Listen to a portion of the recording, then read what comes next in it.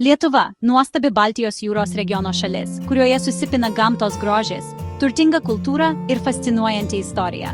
Šiandien aplankysime 7 įspūdingiausias vietas, kurias būtina pamatyti. Vilniaus senamiestis – UNESCO pasaulio paveldo objektas, kuriame susipina viduramžių gotika ir neoklasicizmas. Čia rasite akmenimis grįstas aikštes, istorinės pilis ir bažnyčias. Trakai – kurortinis miestelis, garsėjantis istorinė pilimi, kuri išsiskyrė oranžiniais plytų mūrais ir stovi ant vandens. Kauno pilis – 19 amžiaus gotikos stiliaus tvirtovė, pastatyta 2 upių santakoje. Jos apvaliame bokšte įrengta meno galerija. Lietuvos nacionalinis muziejus – didžiausia istorinė kultūros paveldo įstaiga, kasmet pritraukianti milijonus lankytojų ir siūlanti išsamų šalies istorijos pažinimą.